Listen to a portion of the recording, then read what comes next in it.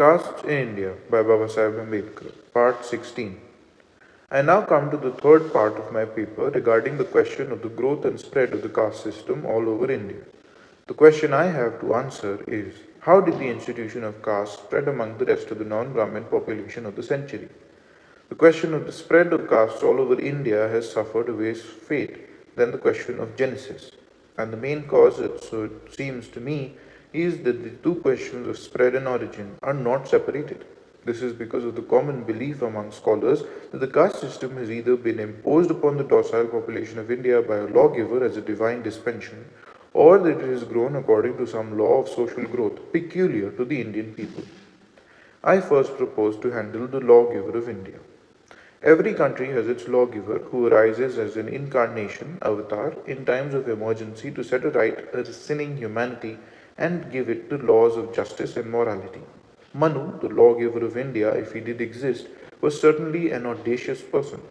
If the story that he gave the law of caste be credited, then Manu must have been a daredevil fellow, and the humanity that accepted his dispensation is unimaginable that the law of caste must be a humanity quite different from the one we are acquainted with.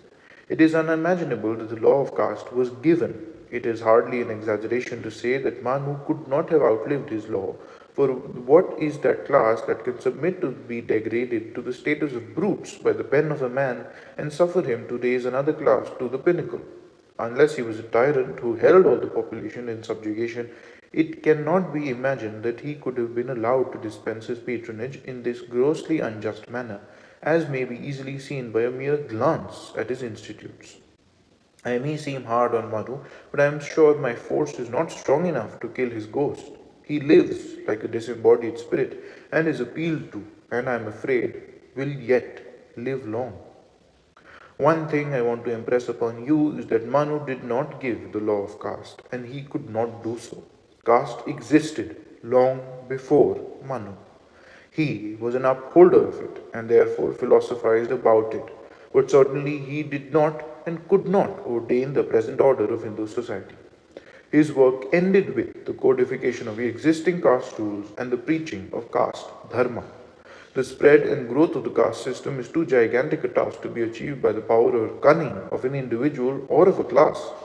Similarly, in argument is the theory that the Brahmins created the caste. After what I have said regarding Manu, I need hardly say anything more, except to point out that it is incorrect in thought and malicious in intent. The Brahmins may have been guilty of many things, and I dare say they were, but the imposing of the caste system on the non-Brahmin population was beyond their mettle.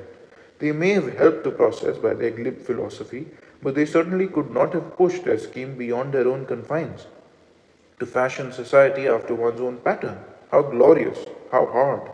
One can take pleasure and eulogize its furtherance, but cannot further it very far.